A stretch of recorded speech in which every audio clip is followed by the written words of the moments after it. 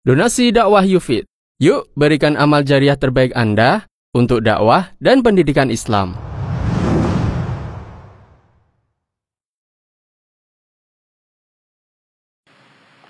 Bagaimana cara mengetahui ustadz-ustadz yang cara berdakwahnya mengandung syubhat agar penuntut ilmu tidak salah dalam menuntut ilmunya? Wahai penuntut ilmu, Anda tidak perlu mencari ustadz-ustadz yang syubhat. Tidak perlu. Enggak perlu. Tugas antum adalah mencari ustadz-ustadz yang antum yakin dia berilmu. Dia tahu ayat-ayat Allah. Dia pernah belajar hadis-hadis Rasulullah. Dan antum yakin dia adalah orang yang tidak berani menyampaikan sebuah pendapat sebelum dia tahu itu ada di dalam Al-Quran atau ada di dalam hadis Nabi Sallallahu Alaihi Wasallam. Itu yang perlu antum cari. Itu yang perlu antum ketahui, yang mana orangnya.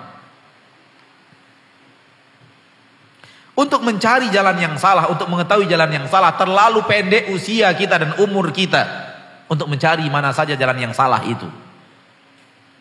Untuk mengetahui siapa ustadz yang salah, siapa ustadz yang penuh dengan syubhat, terlalu pendek usia kita dalam menuntut ilmu, sehingga itu yang harus kita cari. Cari kebalikannya. Cari ustadz yang mengajarkan yang hak, yang kalau mengeluarkan pendapat kapanpun ditanya dalilnya dia akan menjawab. Kalau ataupun di dalam dakwahnya, di dalam ceramahnya, di dalam penyampaiannya, dia tidak membawakan dalil, tapi dia menyampaikan pendapat. Ketika selesai di majelis antum tanya, Ustadz, tadi antum mengatakan ini, apa dalilnya Ustadz? Dia akan keluarkan langsung otomatis. Ketika itu juga. Kenapa? Karena dia tidak akan mungkin mengeluarkan pendapat kecuali dia sudah tahu ilmunya, baik di dalam Al-Quran atau di dalam hadis Nabi Sallallahu Alaihi Wasallam.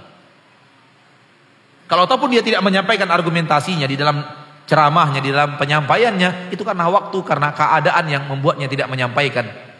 Tapi sekali lagi dia tidak akan berani berkata sesuatu kecuali dia sudah tahu ilmunya dari Al-Quran atau di dalam hadis Nabi. Ini ustadz yang harus antum cari. Ketika ketemu ustadznya, lazimi ustadz itu. Orang yang benar-benar antum yakin tahu ilmu agama Allah dan tidak berani menjawab kecuali dengan ilmu. Karena usia kita terlalu singkat untuk mencari yang batil, untuk mengenal yang batil. Usia yang singkat ini gunakan, terutama penuntut ilmu, gunakan untuk mencari yang hak. Kalau yang hak sudah diketahui, hak sudah banyak antum ketahui, insya Allah kemampuan antum untuk mengenal yang batil akan semakin terasah. Akan semakin terasah. Orang yang sudah tahu jalan yang hak, dia lebih mudah mengenal jalan yang batil karena dia sudah tahu jalan yang hak. Ketika dia tidak tahu jalan yang hak, ketika itu kebatilan gampang menggulungnya, gampang menyambarnya karena dia tidak tahu yang hak yang mana. Justru banyakkan waktu kita untuk mencari yang hak. Kebanyakan para sahabat ridwanullahi alaihim ajmain, murid Nabi sallallahu alaihi wasallam, bicara yang hak dan bertanya yang hak kepada Nabi sallallahu alaihi wasallam. Hanya segelintir kecil sahabat Nabi yang bertanya tentang fitnah. Tak banyak. Perlu juga ada yang seperti itu, tapi bukan untuk kita para penuntut ilmu. Biarkan ahli ilmu yang berbicara. Jangan kita yang disibukkan. Dan kita sibukkan diri kita untuk mencari mengetahui yang benar. Anak ingin selalu memberikan contoh kepada kaum muslimin dalam hal ini. Kita kalau sudah tahu yang benar, mudah kita untuk mengetahui yang salah. Contoh, Nabi kita Shallallahu Alaihi Wasallam mengajarkan kita cara takbiratul ihram yang benar. Pelajari bagaimana cara takbiratul ihram yang benar. Bagaimana cara menyusun jari jemari yang benar, menyusun telapak tangan yang benar di dalam takbiratul ihram. Kita temukan Nabi kita Shallallahu Alaihi Wasallam mengajarkan kita, memberikan suri teladannya kepada kita bahwa telapak tangan diarahkan ke kiblat.